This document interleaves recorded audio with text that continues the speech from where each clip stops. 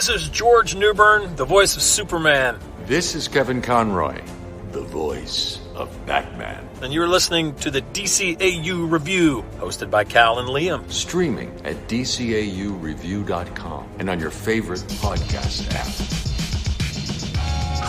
Batman, Superman, Wonder Woman. And that's just the tip of the iceberg. Wait, he's very fast. Yeah. The world's greatest team of heroes has finally come home. Home sweet home. Justice League. Not so fast. All them heroes is in the house. Just watch. Welcome, everyone, to the DCAU Review, episode 264. I am Liam, and with me, as he always is Cal. Cal, as we chatted about at the end of last week's episode, the Flash movie, the much maligned and turbulent Flash movie is finally just about to hit theaters in a week from now or so, less than a week from now. And so we thought to tie in with a little bit of synergy, a little bit of SEO for ourselves, we could perhaps tack onto that a little bit with a look at the character of the Flash, the DCAU's version of the Flash, that being the Wally West version, and thankfully a version that is a bit less controversial, shall we say, than the live action version for various reasons. But yes, we are here with yet another one of our Character Spotlight episodes.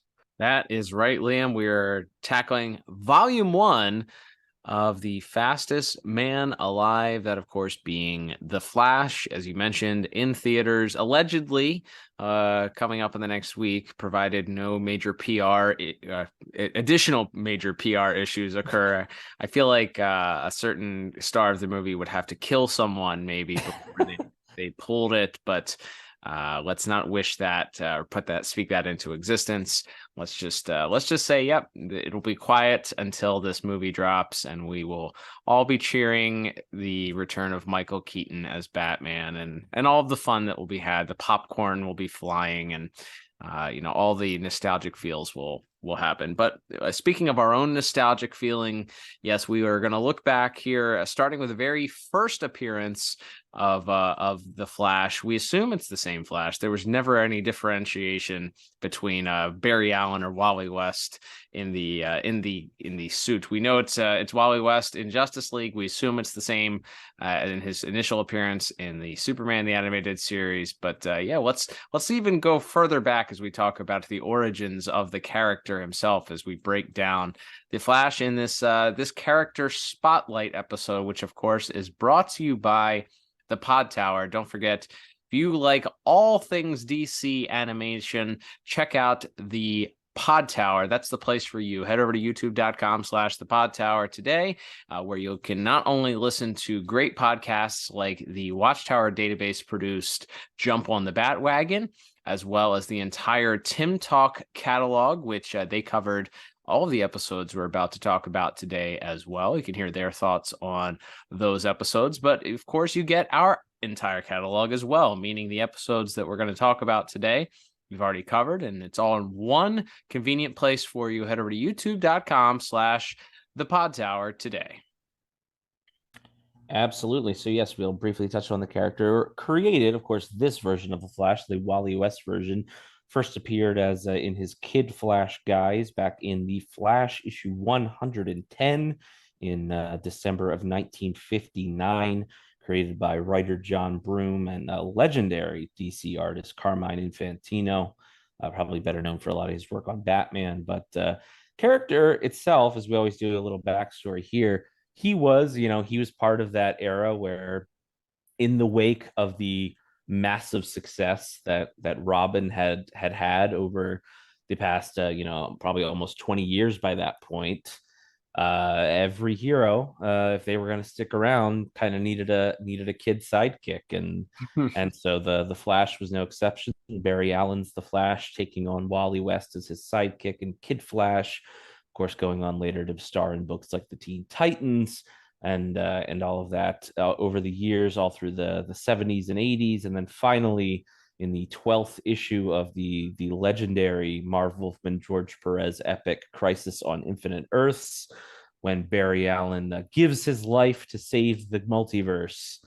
Wally steps up and becomes the new Flash. And it's wild now because we've kind of, in the last maybe 15 to 20 years, have kind of shifted back to Barry being the focal point of the Flash universe, so to speak.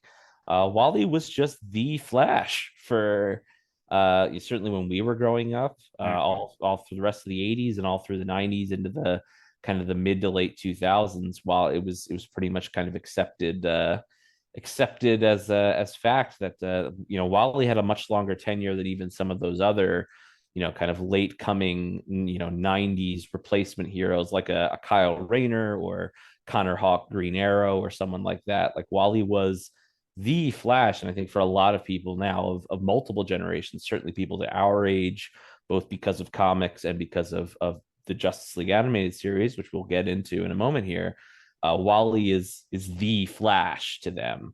And a lot of the characteristics that they associate with a Flash character, the sort of jovial, quipping, lighthearted nature of it, come from writers like Mark Waid and Jeff Johns, and who worked with Wally over the years and kind of built him out into his own unique character outside of the shadow of Barry Allen.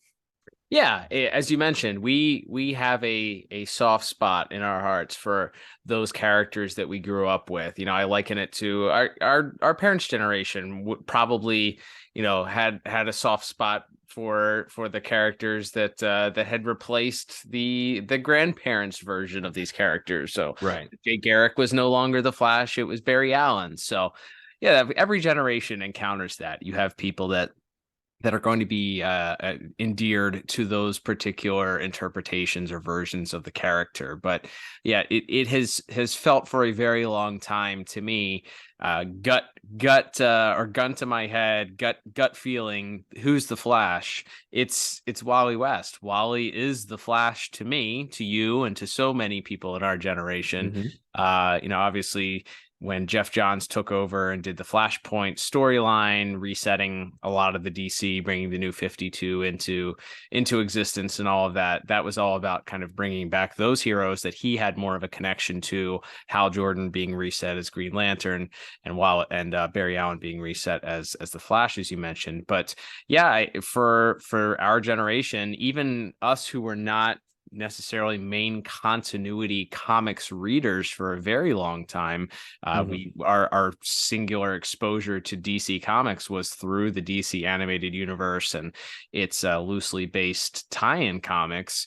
That was still our Flash was Wally, and Kyle was our Green Lantern. So he holds a near and dear place. Obviously he's not gone. He's still a part of comics continuity, and I know there have been various different reincarnations where he was once again the Kid Flash, and I think there've been other mantles or various versions of the Flash that he's kind of taken on in the main continuity since then. But yeah, he truly is for all intents and purposes the Flash to us, and the fact that they went with the Wally West Flash for the DCAU is not surprising based on how comics were written at that time. You wouldn't go back in time and pull those other versions of those characters simply because it was you had to do the corporate synergy, right? You went Absolutely. You mirrored what was happening in the comics, so that little Johnny picks up a comic book, he's going to see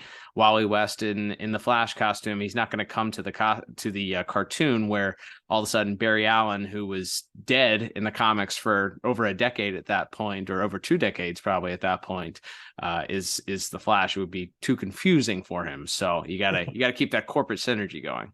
Of course, very important. There's one thing that we will always stand by on this show is corporate synergy and brands. We're big brands guys. That's our absolutely. I haven't done a new t-shirt in a while. I think that's we love brands is the next piece of merchandise that you can pick up at the DCAU review shop. Love that. But yes, Cal, we will get breaking into the DCAU appearances of the Flash, and it's kicked off with Superman, the animated series episode entitled Speed Demons, an episode which features the archetypal classic story that has been told and retold over the years in several different comics, several different mediums, in fact. The classic Superman racing the Flash to decide who once and for all is the true fastest man alive. This is gonna be great.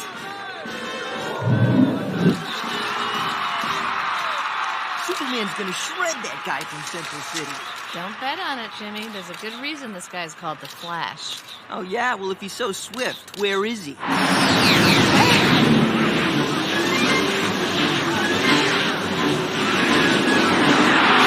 Sorry I'm late. Just woke up 2 minutes ago. Give me 5, big guy. Too slow. Flash, do you really think you stand a chance against the Man of Steel? Man of Steel, feet of lead. May I quote you? You could do more than that, doll. How about an exclusive after the race? A fast worker, eh? Just watch me. I'll run circles around this super slug.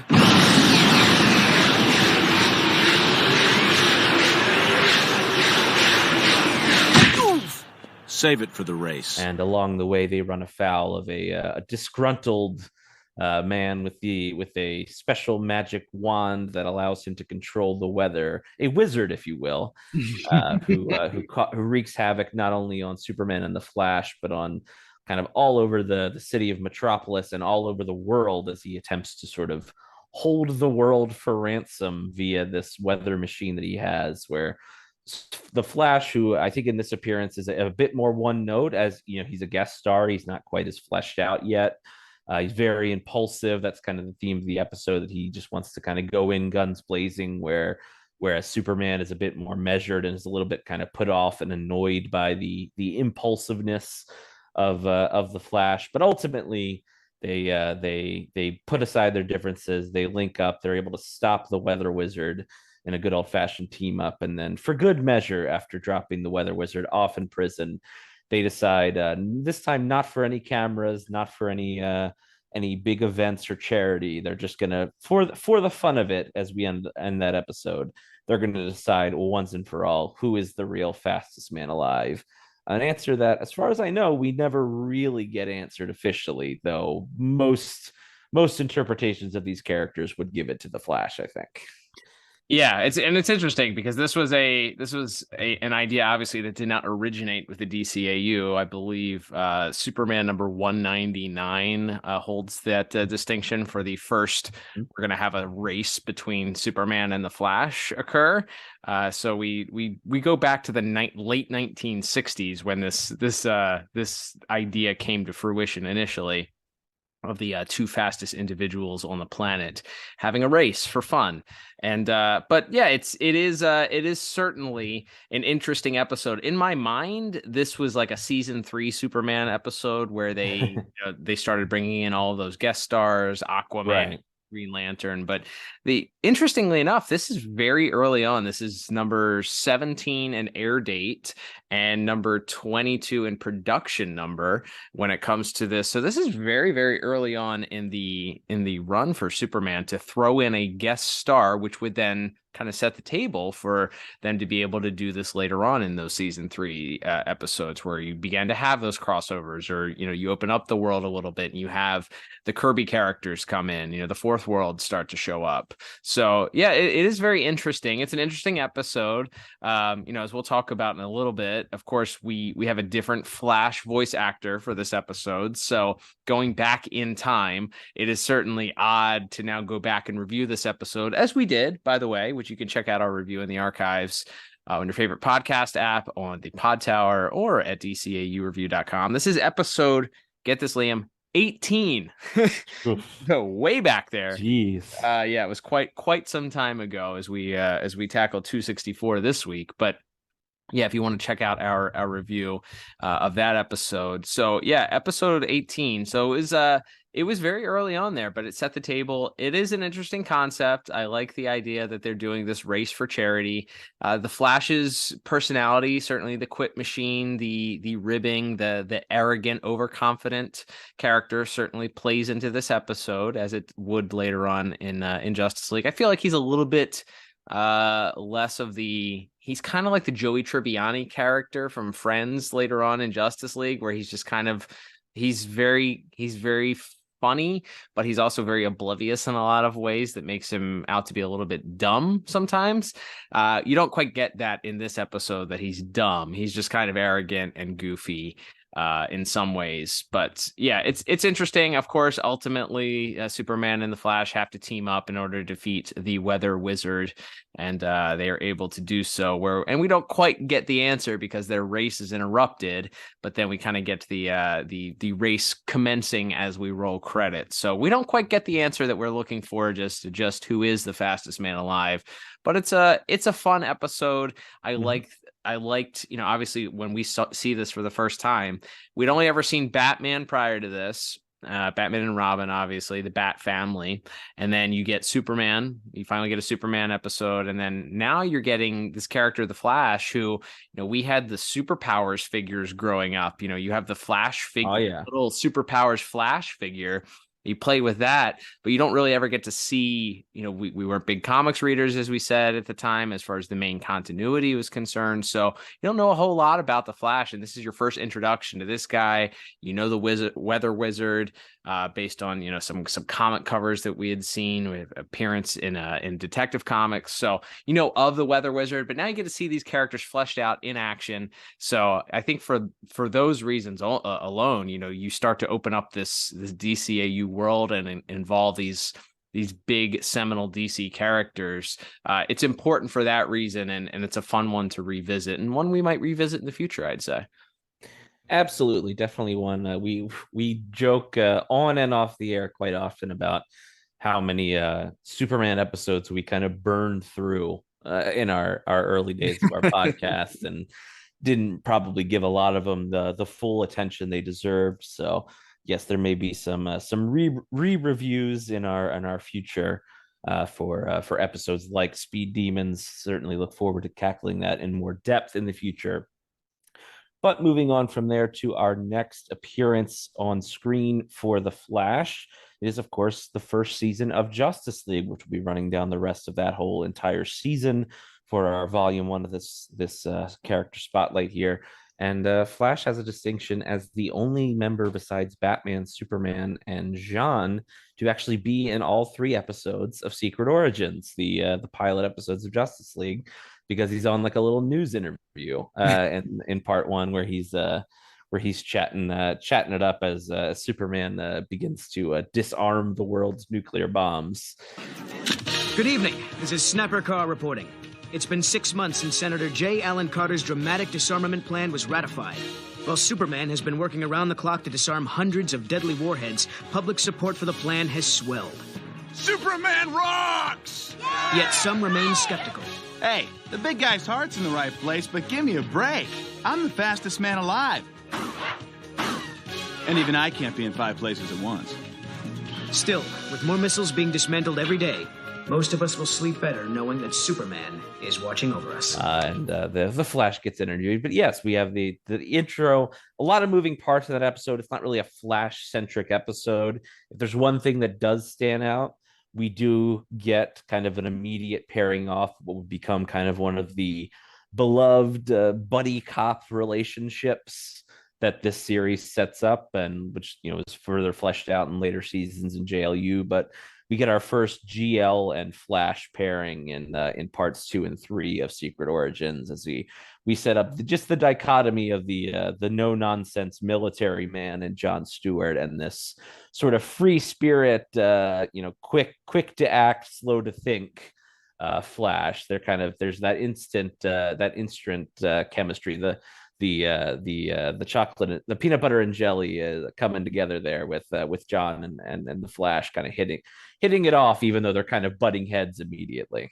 Yeah, you get the odd couple. It's the classic Hollywood trope of 2 opposites somehow working together to make to make a funny, interactive, hilarious team that play off each other despite being completely on opposite ends of the spectrum when it comes to personalities. So yeah, that episode, obviously, I mean, we could go into detail, another episode that we'll likely revisit for a re-review in the future, because we covered this episode way back on episode 30 of the podcast. So who knows, down the line, if we do a re-review month of Justice League episodes, you might hear us tackle that one since it was so long ago. But yeah, obviously his place in that episode, I think my main thought and memory as we originally saw that episode was, oh, we get the Flash, and this is the same Flash that we saw in the Superman the Animated Series. He sounds different, maybe looks a little thinner than he did, and then he appeared in that, but as we'll talk about once we go through the episodes, you know, he had made appearances in the Batman tie-in comics for Gotham Adventures. So we know the Flash is around in the DCAU, and now we know he's going to be a part of this Justice League. It makes sense. He has this pre-established connection with Superman, although I don't remember it. It's not really referenced from my recollection that they had this interaction prior, but people viewing know, okay, they had this race before, the Flash is around. You don't need to introduce him. We didn't really touch on that, but it's interesting that they, in Speed Demons, didn't even bother. It's not an origin story for the Flash. He's just there. He's already been established. He's a well-known superhero from Central City. So because he was already established in that series, you don't have to do an intro as to who he is. They kind of bring him in, assuming that you already know who the Flash is, which saves you some time from having to tell a story. Hey, Hollywood writers, take note. You don't have to do an origin story for every character every time you start a new movie franchise with pre-existing characters. A lot of people, it's kind of in the general public knowledge of who these characters are. You can figure it out. Otherwise, people aren't that dumb. So absolutely, I appreciated the fact that Bruce Timm and the the people that worked on this show, James Tucker and Dwayne McDuffie and everybody that was involved with making this show, Paul Dini, everyone else, Alan Burnett, that they didn't dumb it down to the point where they had to explain every single character's origin to you. The Flash is the Flash. He's fast. You'll pick it up if you don't get it. Like, if you're not aware who he is, you'll figure it out pretty quick.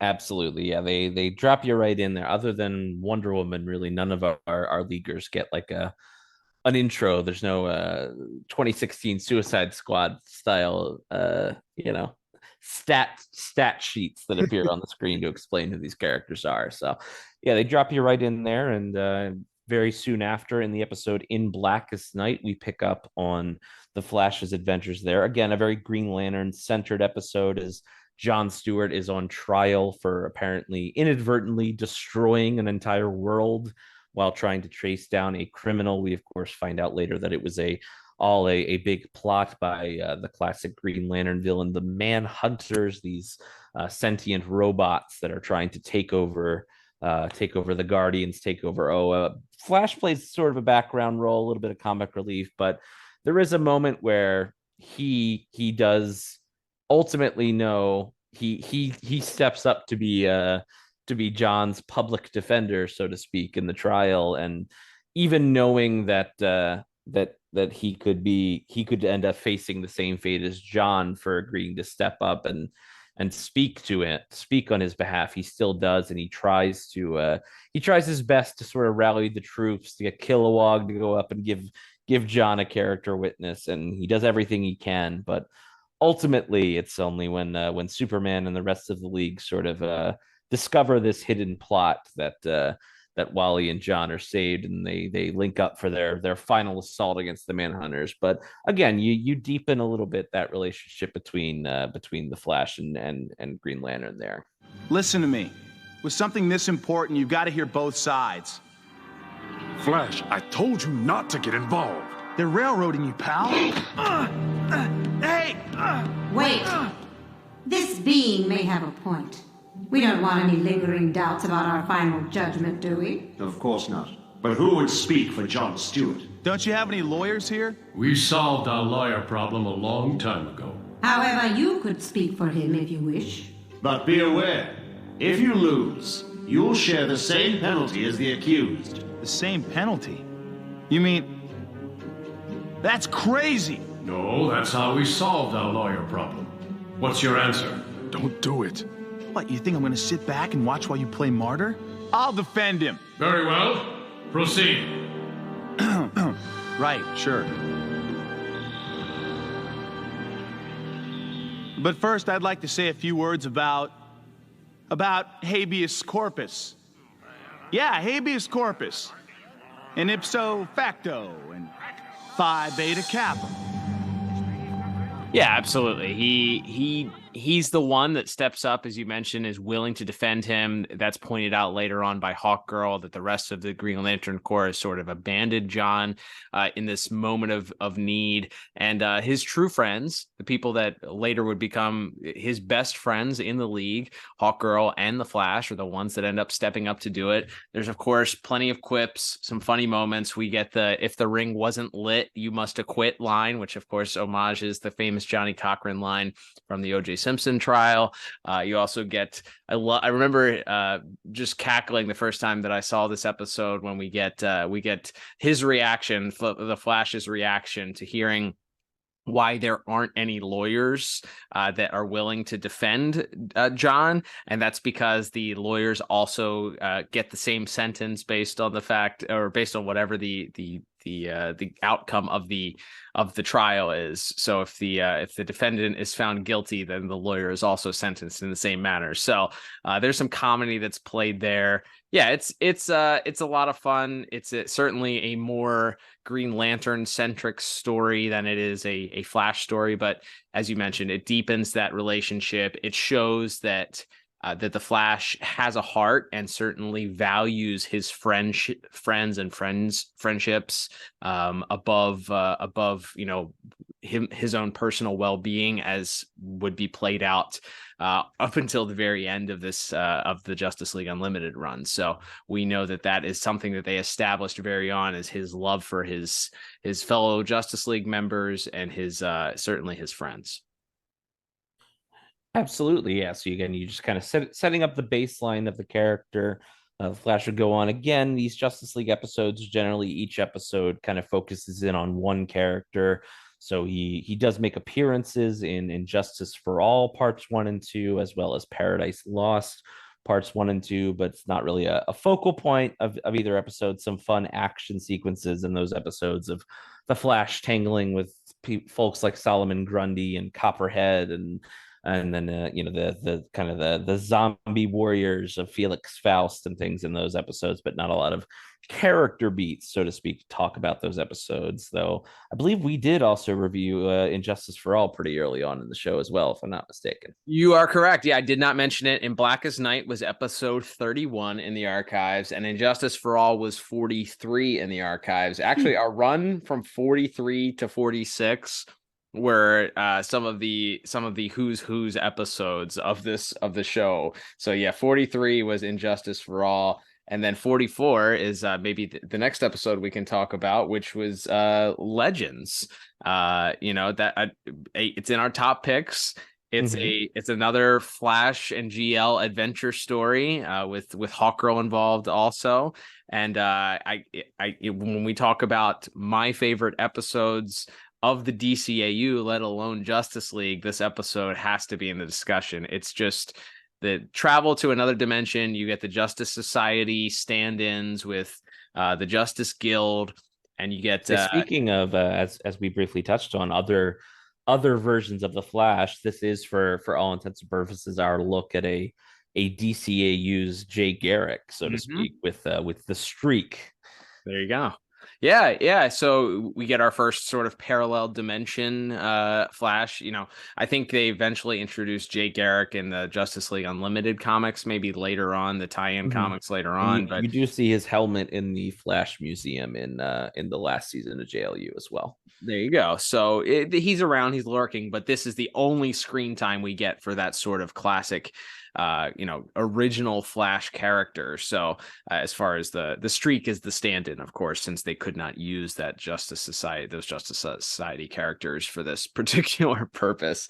But it's one of my favorite episodes ever. It's so heartwarming. I love the interactions that the Flash, eats up living in this like stereotypical 1950s sitcom world of like ice cream men. It's like he went to Mayberry in the Andy Griffith Show, and he's embracing it. He's calling the classic Silver Age villain homages different names, and loving Black Siren, who of course is a stand-in for the Black Canary, and he's not even asking the question of why they're there, what they're there for, how they get home. He's just embraced his role. He's just blissfully ignorant and happy. Like he's just enjoying being in the moment. That's right. And we find out those little lightning bolt things on his cowl are pretty sharp because he pops a blimp with them. So we get a little ingenuity. But yes, that episode, I would be remiss not to mention, this is where the term that we often use on our show, a nuns and dynamite, comes from. As there's a sequence where in the middle, as sort of is the plot of that episode, is every time the Justice League sort of comes close to figuring out what's going on in this strange world, some new crisis arises, including literally a truck full of dynamite careening towards a bus full of nuns at one point that the Flash has to spring into action to save. And later on, when they mention that anytime they get close to the truth, Flash says anytime we get close to the truth, it's nuns and dynamite. Haven't you noticed that nothing here makes sense? Library books with blank pages, ice cream trucks that never stop. Dangers that spring up whenever someone gets too close to the truth. What truth? That your world is an illusion, a living memory of a civilization destroyed 40 years ago, when the Justice Guild gave their lives for this Earth. That's why they stopped publishing the comic book in our world. No more Justice Guild. And anytime someone starts to figure things out... Nuns and dynamite. If what you say is true, who or what is creating this illusion? Perfect 2 episodes of television, that Legends 2-part of theirs, as you mentioned, and other episodes in this first season. We'll get to kind of we'll do them a little bit out of order because there's really one main one to talk about. Sure. So we'll save that one for last. But elsewhere in the season, he appeared in, of course, Fury parts 1 and 2, which of course features the rogue evil Amazon Arisia unleashing a man-killing poison on the world. Of course, Flash, along with the rest of the male leaguers, put out of commission by this poison, leaving kind of Wonder Woman and Hawkgirl left to team up and save the day and save the world at the end there. And then, as mentioned we already covered Legends. We have a couple other small appearances. A Night of Shadows parts 1 and 2, which is again more of a Martian Manhunter focused episode, though there is a fantastic wacky sequence in that episode which features the Flash and Wonder Woman going to like a Halloween party at what is a pastiche of the Playboy Mansion. And then the Hugh Hefner stand-in ends up getting turned into a giant worm that Wonder Woman and the Flash have to fight. It's a very wacky side quest to the main episode, which of course features the Martian Manhunter and Etrigan and Morgan Le Fay and all this mystical stuff. But like I said, in the middle of it, we just have this little wacky side quest where the Flash and Wonder Woman go off to the Playboy Mansion. So that's kind of a fun little side quest, and again, a way that we would see, I think, especially as it went on, where we could work in these little quirky character beats in the midst of these sort of epic and dramatic comic book action storylines. Yeah, the Harv Hickman characters you mentioned is the one that ends up being turned into the worm. The Flash provides the dose of reality. He's actively engaged in fighting all of this mystical magic that's happening in and around him, and not too afraid to point out the ridiculousness of fighting a giant worm that was created after turning the smut salesman into him after being creepy towards Wonder Woman and any other female that appears in the episode. So yeah, lots of quips for that. Certainly provides it's just that characterization that we just mentioned in the Legends episode, where nothing surprises him, and it's not in the way that Batman is not surprised. It's just he's he's embracing it and he enjoys it. He's like, oh, what, this is wacky, this is crazy, but I'm gonna enjoy it. I'm gonna be a superhero in the moment. So yeah, there so much of that, of course, as we'll talk about, is comes from the vocal performance, as we'll talk about in a little while here. But yeah, that episode of Night of Shadows, you can hear that's episode 45 on the podcast. If I did not mention it, Legends is episode 44. And I think we only have like two more notable first season appearances that we've actually covered so far. Absolutely. And we'll mention there the season 1 finale of Justice League being the epic Savage Time 3-parter. Again, not really a Flash focused episode. A lot of the plot around that relies around, at least Flash's portion of that episode features, Jon Stewart's power ring running out of juice and him sort of being left behind as Hawkgirl kind of makes the decision to save some soldiers that were in harm's way rather than going back for John. And so it comes down to kind of this back and forth between Flash and Hawkgirl of Flash completely incredulous, completely can't believe that Hawkgirl would leave their teammate behind, and Hawkgirl kind of having to point out to Flash that this is, they're in a war zone and John is a soldier, and ultimately she made the choice to save as many lives as she could, even if that meant leaving behind, this guy that they both in different ways care very deeply about. So that's kind of Flash's element to that, as well as, getting to interact with the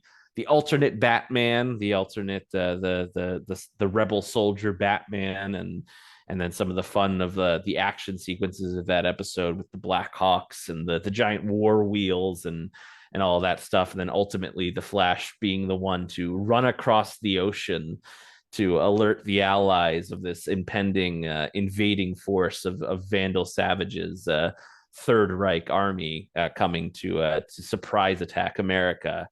With Flash going to be the one to warn the enemy, to warn the allies that the enemy was coming there at the end before they all finally make it back in the end. It's like I said, it's not a big showcase for the Flash, but he definitely gets, again, some fun moments along the way in that 3-parter. Wait. This dude's picture is everywhere. Who is he? You there! Show me your papers. What? You heard me. Let's see your identity papers, now! Sorry, but my identity's a secret. Chicks dig that whole man of mystery thing. You think this is a joke? You're under arrest. On what charge? Out of the way. Unit 295, we need backup. No, absolutely. I think the part that stands out was the one that you mentioned, where he really goes in on Hawkgirl for abandoning John. We mentioned at the top his characterization of being an extremely loyal, caring, loving teammate is really his defining characteristic outside of the quips, the comedic relief for the character. So it is something that they established early on and continued to really hammer home, that he is loyal. If nothing, he sees the group as a family. We see that later on in some of the season 2 episodes that we're not going to discuss today, but he really looks at the group. He's the innocent kid that just wants mom and dad. He sees them, even though mom and dad fight all the time and don't agree on things, that they are the perfect family. They have the perfect marriage. Everything's going to be okay in the end.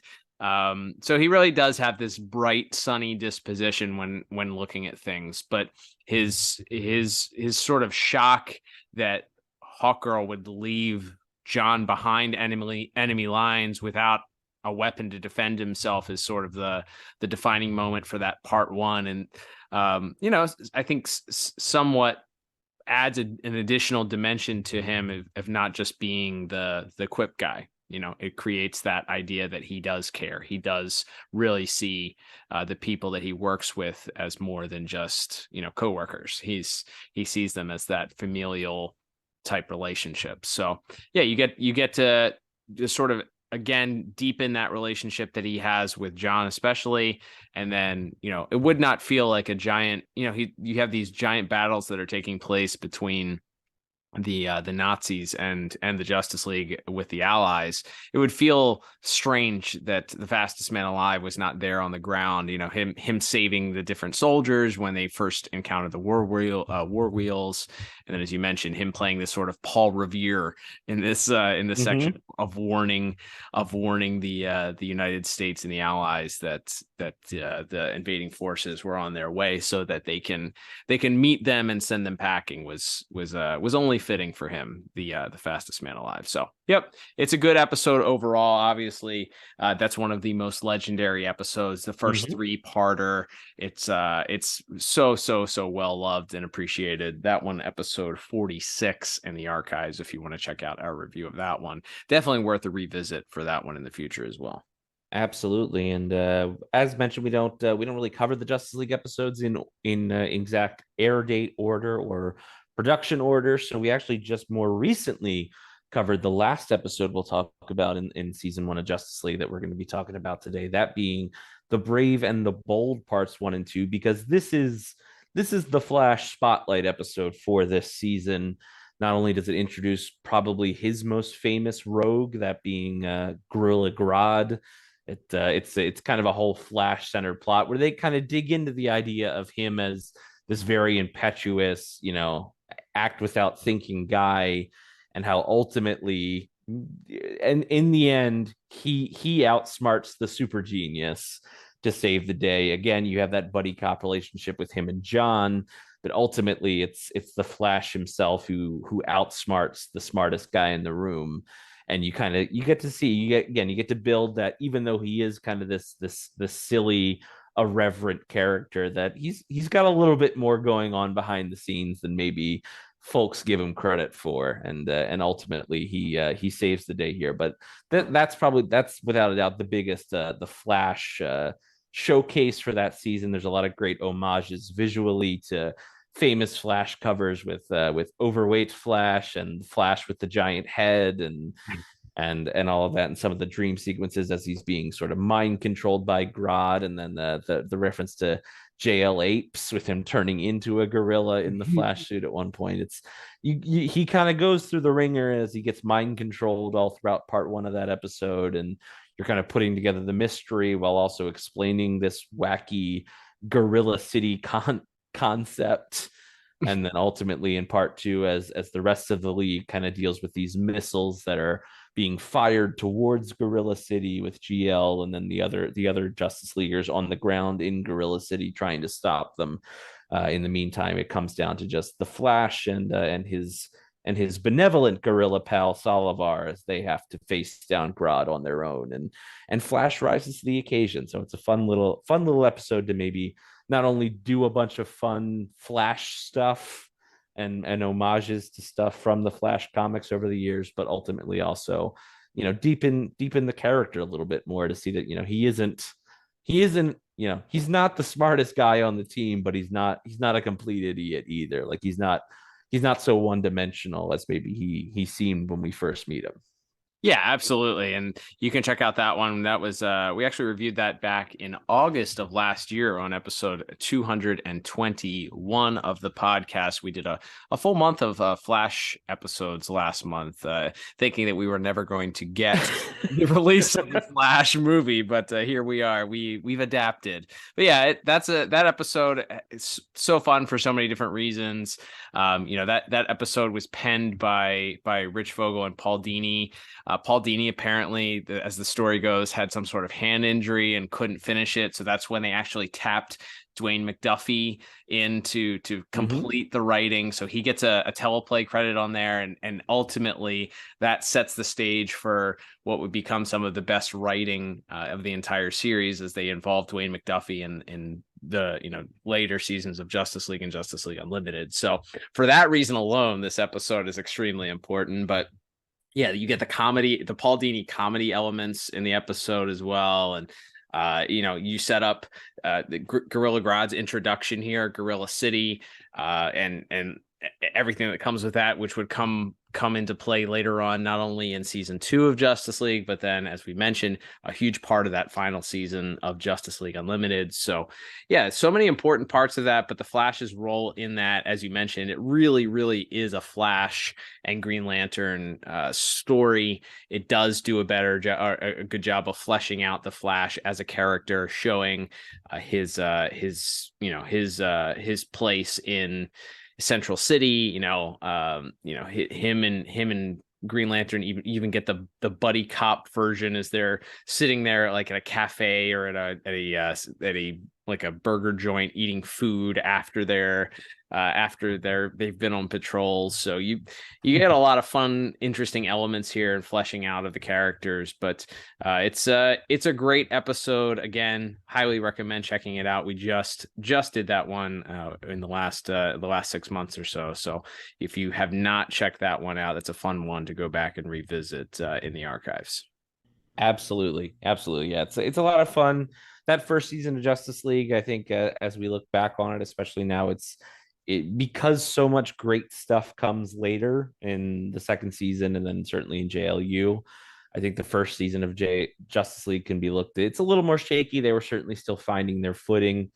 As mentioned, bringing on writers like Dwayne McDuffie certainly helped find their way. I think certainly by the end of season 1 and into season 2, they're beginning to find their way a little bit more. But yeah, I think that episode is a good example of one. That's an episode we saw a lot when we were kids, and it's certainly one that I think holds up, that I think of pretty fondly as a fun episode to go back to now. But that will wrap up the televised portion of Volume 1 of our Flash Character Spotlight here, Cal. However, as we always do, we will look at some of the merchandise, as well as some of the tie-in comics that go along with it. And funny enough, the Flash, his first DCAU appearance is in Superman, and then his next DCAU appearance is not technically in Secret Origins Part 1. It's in Batman Gotham Adventures number 25. Written by Scott Peterson with art by Tim Levins. And it's kind of the thing that stands out to me there is I believe it's a Rick Burchett cover of Batman sort of standing very very stoically as the Flash kind of speeds all around him. But the idea of seeing sort of these, as we always talk about with the tie-in comics, these extra little stories that didn't quite make it onto TV, but that feel like they fit in that universe. Always fun to see Batman of all people tasked with a superpowered hero to work with here, and so seeing the Flash and Gotham Adventures was quite a bit of fun at that point. And from there, of course, we also have a couple of issues of Justice League Adventures where the Flash was the star. We have Justice League Adventures number 7, written by Len Kaminsky with art by Joe Staton. That is the episode that might be one of my most memorable issues of that tie-in comic. First of all, it has a very memorable Darwin Cook cover on it, and then you have the Flash. In order to try to stop a alien invasion, he sends himself through a fax machine to stop them, which inadvertently flattens himself out, makes himself two-dimensional, but ultimately he saves the day because he's the only person who can see these invading two-dimensional characters, these aliens. It's a really silly issue, but pretty memorable. Yeah, it's funny that you mentioned that. I know exactly the cover that you're talking about. I can see it in my head, two-dimensional Flash running around. As you mentioned, a great cover from the late great Darwin Cook. But then the whole concept of the fact that he's two-dimensional after setting himself through a fax machine and can therefore only see these 2D characters that are invading. What a ridiculously funny it fits well because it's a comic book. If this was an episode of a television show, we'd be scratching our heads and going, what in the world is this? But because it's a comic, it works well. It's certainly a goofy issue, but certainly memorable. Like, I remember it. I remember what it looks like. I remember what the 2D aliens look like just from the prompting. So I think they did their job there. Absolutely. And then the last one we'll mention is couple issues later in Justice League Adventures number 9, written by Matt Howarth with art by David Lopez. Sort of just a fun little, a bit simpler of an issue here with the Flash, Wally West. This was actually, I think, technically, although as we know, the tie-in comics not always they don't always fit neatly into the DCAU canon, as we've talked about, as we regularly talk about, certainly with say Batman: The Adventures Continue, which we review in our bonus episodes quite often. But we have Wally West out for a night on the town on a date, but having to constantly leave to do various adventures as the Flash, kind of constantly being called into action. It's a fun, cute little issue. And speaking of DCAU legends, it's got a pretty fun Butch Lukic cover on it. Has this sort of painted aesthetic to it, but it's a fun little issue as well. There, as we will wrap up the comic portions and get into maybe what is one of our favorite parts of the Character Spotlight episodes, Cal, which is the figures. And that original Mattel Justice League line, as mentioned, not a lot of villains in that line, so we got quite a few releases of that original Flash figure. Yeah, you have I think the standard yellow. They came back later on with like a goldish version. I will say it's the first. I think it was the first Justice League animated figure that I got. From my recollection, because at that point you have a Superman figure, you have a Batman figure. Why would you wouldn't necessarily need another one of those. So if you're in the toy store, you're at Toys R Us, and your parents are offering to buy you a figure, which one are you going to pick? You're not going to get one of the ones you already have. You're going to get somebody that you don't have. So the Flash, of course, being one of the first opportunities to snatch one of those, I grabbed it as soon as possible. But with the standard yellow boots. But yes, as you mentioned, they certainly captured the likeness. It's one of the best. I mean, the original 7 figures that they dropped look like miniature versions of the maquettes that they released for the Justice League. And it's impressive. It's a very, very, very impressive figure, especially for a 4.5 or 5 inch. I guess they're 4.5 inch figures. So it's impressive. It captures the likeness perfectly. He's kind of got the little Flash smirk on his face. The colors were maybe a little too muted on the original release. He doesn't quite have the bright crimson red on the costume that would be later corrected in some of the subsequent releases. It was also hard. He has got 5 points of articulation, so his arms can move up and down, his legs move up and down, and his head moves, but can't really get him into a running pose, so he's just kind of standing there. So you kind of had to use your imagination a little bit more than you would have done so with some of those later releases where they allowed you to bend his arms and legs. But it definitely captures that Bruce Timm style of artwork. Certainly looks like the model sheet, whoever was responsible for the Flash model sheet, captured perfectly in this 3-dimensional form. So hard to beat that version of the character. But he wasn't again, they did some re-releases, as you mentioned, where he had some extra gear added on in part of the Mission Vision line, where he had some like space stuff added on, and then you have the twin turbo deluxe figure, which is just an excuse to get mom and dad to pay an extra $3 or $4 for some plastic accessories that don't make too many sense.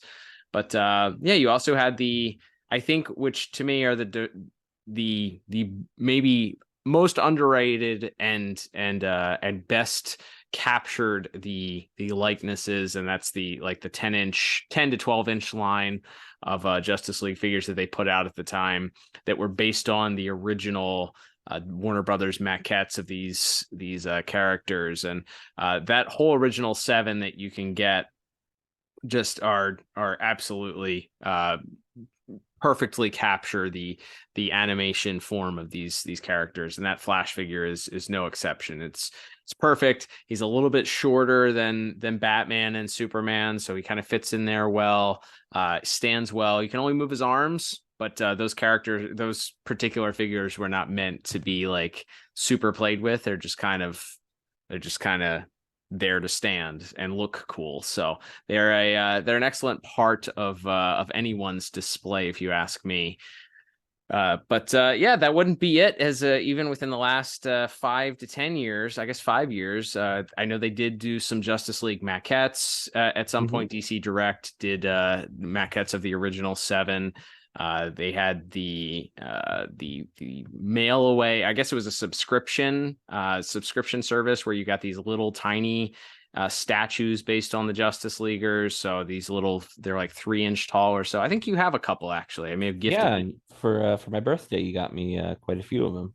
Yeah, so you have the Flash in there as well. It's again, these are just little display pieces, not meant for actual playing or much action displays. But you did have the DC Collectibles did on their deathbed, originally directly only available through the DC Universe streaming app, the best streaming app in the world, in my humble opinion. It's a wonderful app, but originally available only through there. They did a line of the original 7 Justice Leaguers, so you had the Flash there. That one, it was plagued. That whole line was plagued, unfortunately, with some poor construction. It looked like they did a lot of cost cutting. This was, of course, the time they were doing the Batman the Animated Series figures, which have stood the test of time with multiple hands and expressions and all of that.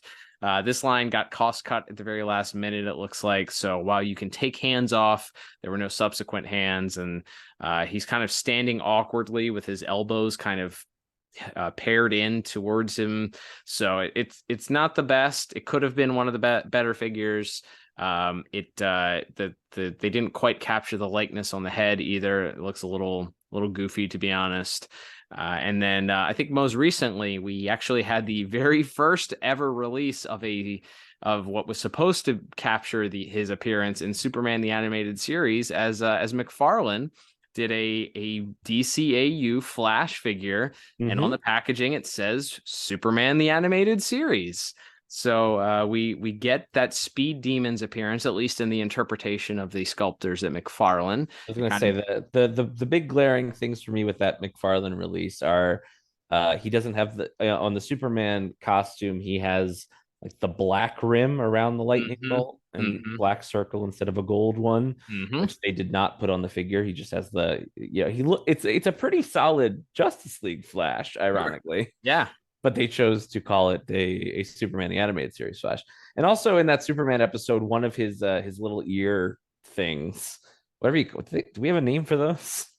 Pikes. I don't know what they're called. No, they're not pikes. Yeah. Ear pendants? No. Yeah, maybe pendants, but whatever those things. One of them is just white the whole time for some reason in that episode. It's really distracting. I remember that. Watching some clips of these episodes to get ready for this. I was like, oh right. His one pendant is just white in every shot for some reason. Very strange. But yeah, so it's not a direct recreation, but it's like I said, it's a good DCAU Flash figure. It's just ironically not the Flash costume that they're supposed to be depicting. Right. Yeah. A very odd choice. So now we know that McFarlane has re-released some of the Batman the Animated Series figures, so who knows, maybe we'll get a re-release with some of those corrections of maybe the DC Collectibles versions, or who knows down the line. But I would say that the last thing that we have to talk about, Liam, ironically, also links to the Superman the Animated Series, and we talked about how that McFarlane figure was the first official depiction, but thanks to the Instagram account at Toy Otter, we had pictures of an unreleased Kenner Flash figure that was supposed to come out during the 97 Kenner run of the Superman the Animated Series figures, and the folks at Toy Otter posted this. Check them out on Instagram. Head on over there. They're doing their own toy figure line right now that you can go and take a look at. But I would say maybe a year or two ago they did this series of posts about all unreleased toys and action figures, showing prototypes and designs and things that just will absolutely blow your mind. It was every single day there was something new, and it goes all the way from Superman and Batman figures, as we mentioned, to other properties, that are just going to absolutely blow your mind. So if you don't follow them, check out Toy Otter on Instagram if that's your jam, because they blew our minds with the reveal of this, what was supposed to be a Flash figure, and revealed that there was also going to be other figures, perhaps a Dr. Fate and an Aquaman figure for the Superman series that also never saw the light of day. But we got to see actual pictures of a prototype figure, and while it didn't follow the Bruce Timm sort of clean lined, straight, boxy look, and certainly fit more into those figures at the time, the Total Justice ab bearing action figures with defined muscles, I couldn't help but think, man, I would have killed to have had this figure in 1997 or 98 to play with my superheroes. Absolutely, yeah, it would have been a great piece for the collection, because it's funny, we were just talking about how the Justice League line didn't feature a lot of non Justice League characters in it, not a lot of villains in those sets. And it would have been nice to have filled out that line a little bit more. And the same way of Superman. A lot of alternate repaints of those various Kenner Supermen made it into those sets, and then you did thankfully have more villains fleshed out in that series with Brainiac and Luthor and Bizarro and Metallo. But yeah, you if you had one thing to miss, especially as mentioned as the show went on, and you got the Flash, you got Green Lantern, you got Aquaman, you had Dr. Fate, like all these sort of guest characters that rolled into the series. It would have been really cool to get a few more of those animated versions of the characters in that Kenner line. It certainly would have been a godsend to us as kids playing with them, so we didn't have to keep mixing in our Kenner Death of Superman Steel and our Total Justice Flash and all of those with our DCAU figures. It would have been pretty great to get those animated versions back then. But yeah, absolutely, that's a really fun find. As mentioned, at Toy Otter on Instagram posts a lot of historic and sort of lost prototypes and things on their page from time to time. And yeah, seeing that pop up, it was a real brain wrinkling moment of, oh my gosh, what could have been with that Kenner line. Yeah, it was super fun. Definitely check them out. And make sure you tweet at us or send us a message on Instagram if you had any of these figures when you were growing up. As we mentioned, we had to use the Total Justice Flash for a very long time for our DCAU Flash until the Justice League line hit. So yeah, lots of good representation, especially of this particular incarnation of the Flash. I think if I had to pick my favorite, as I mentioned at the top, it's hard to beat those 10-inch figures just because they capture the likeness so well, even if you're not playing with them nowadays as a display piece. Think about it. Those were I think at the time they may have been $15, maybe $12 to $15 figures. And you're basically getting what nowadays, if you had to pay for that representation of those characters, and let's just say even in PVC form, I'm pretty sure Diamond Select charges upwards of $50 to $60 for plastic maquettes now. So, at the time, and you can still pick them up, they're pretty relatively inexpensive. So they're a good focal point for a DCAU collection or a Justice League animated collection, or even if you don't have a particular collection, you just want good representation of the Flash. It's a great piece, and it's probably my favorite. You got a favorite to pick? Yeah, I'd probably just go with that original Justice League Mattel first one there. I think it's just because that's the one I remember playing it so much that the joints got loose, and thankfully we'll get to those JLU lines down the road, but eventually we had more Flashes and Supermans and Batman than we knew what to do with when it came to, because of those 3-packs that came out in the JLU lines. But yeah, at the time when we first got a hold of that original Flash from the first series, where each character except for Hawkgirl got a release, and they all had the interconnecting stands that came with the figures. So lining them all up together with that Flash was pretty good. So that's kind of the one that sticks for me. But yeah, those 10-inch ones are immaculate. It's something that like it's very similar to these statues they made for the Warner Brothers Studio store. You actually got me the Tim Drake Robin one for a gift a few years ago. Just very clearly, very directly modeled off of like the model sheet and just done at such a high level of quality for what was a retail shelf doll at the time. It's just, yeah, you're not going to see that level of quality in a figure that size for that price point ever again. So yeah, hard to beat those 10-inch ones at well. And I think we touched on it briefly, but as we begin to wind down here, Cal, we'd be remiss not to mention the voice actors behind the Flash. And of course, most famously, we have Michael Rosenbaum, Lex Luthor himself in Smallville and several other projects, podcast aficionado now.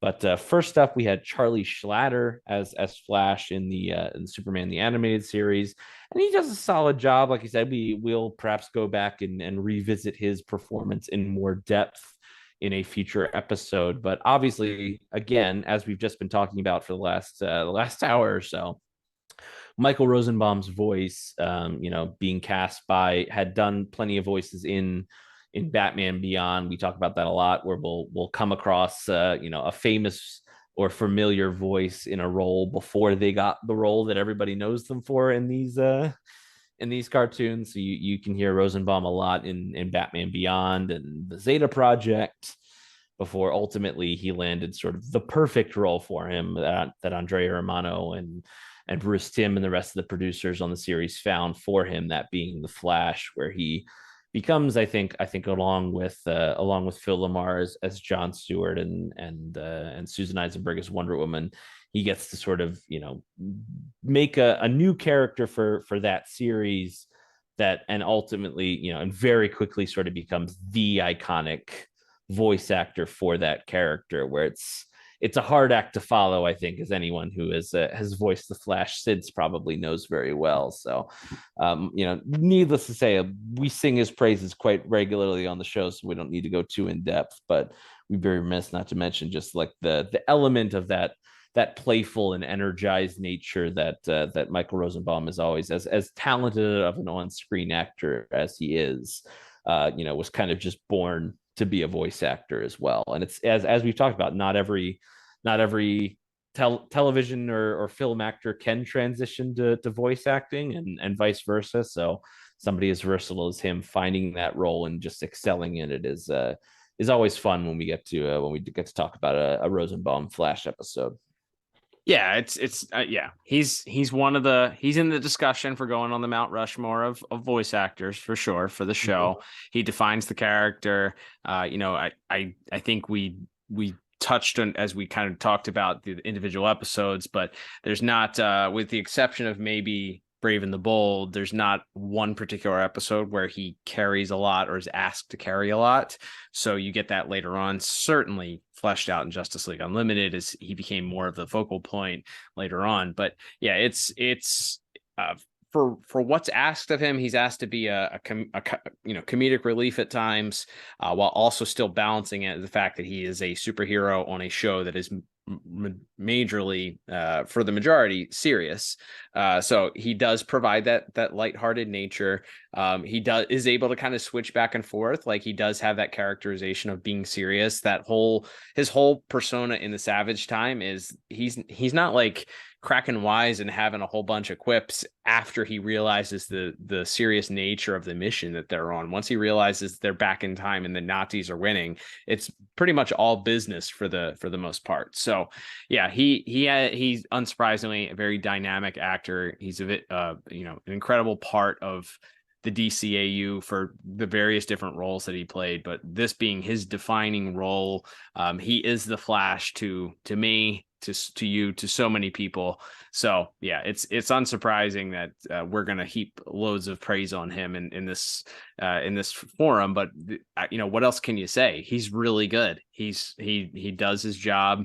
He provides the comedy that's necessary. And this is at a time where he was also playing the serious Lex Luthor character on Smallville, as you mentioned. So it's to be able to differentiate and be able to be that super serious, mean, villainous character on television if you're watching Smallville, but then you come here and he's able to put on a completely different tone and come across, and there doesn't seem to be any bleeding or crossover. Like there's no confusion of character in my mind. Like they're two separate people, they're two separate characters. It's not like, oh, that's Lex Luthor, or oh, that's Flash. And they would play upon that later on, obviously. But yeah, he's really good. We could talk about this for another 20 minutes, but we won't. Yeah, we'll have to save some additional Rosenbaum praise for future episodes of Justice League and JLU, as well as, of course, the next volume of the Flash Character Spotlight. And as we get closer to wrapping things up here, Cal, we will touch briefly on the music. There is sort of a brief Flash theme. It doesn't feel like there's one consistent theme throughout the series the way there is for a Green Lantern or Wonder Woman, or certainly not Superman and Batman, which follows those characters through multiple series. But there's kind of a Flash theme that plays. It's actually got some of the earliest adoption in Justice League, at least, of electric guitar music brought in by our dynamic music partners of Lolita Ritmanis, Christopher Carter, and Michael McQuistion. I think you can hear it pretty evidently in the not only in Brave and the Bold parts 1 and 2, but it's kind of brought back in the episode of season 2, Eclipsed, as well. There's kind of a sort of a little bit of a rocked out theme for the Flash, usually when he's in a bit more of a chase sequence going on, which certainly that happens quite a few times in Brave and the Bold. So not necessarily the most identifiable theme that I think we have, and part of that also goes back to not all of the music of Justice League and JLU has been released on its own soundtracks, so it's a little bit harder to always parse out a theme for that character when it isn't maybe as obvious. But I feel like it's more of a Flash's theme is more of the tempo than it is like the actual notes being played. It's more of the vibe and the speed of the music that comes in with Flash.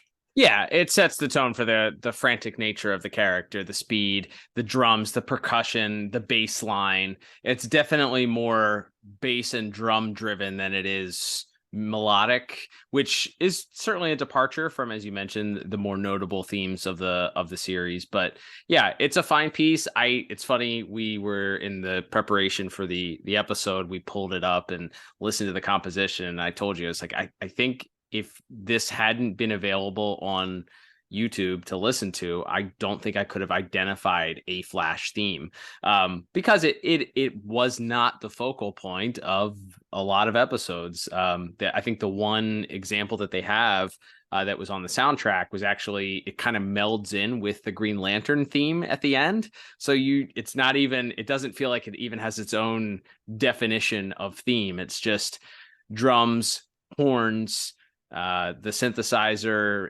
and there is some electric guitar that's played in there, but that's not a defining melodic refrain that you're going to remember over and over again, like Batman or Superman or Wonder Woman or even the Green Lantern. So yeah, it is a fine piece. I think the speed defines it as, okay, this is a character whose skill set is based on his speed. We're going to create a fast-paced piece of music here that will accompany that with more percussion and bass driven than it is trying to get somebody to play a whole bunch of notes on a guitar. So I think because of that, it's not going to be one that you return to or remember very easily, but it's interesting. I like the idea behind the composition, if that was the thought process of, we're going to define it by its speed versus its actual melody, which obviously goes well with the character.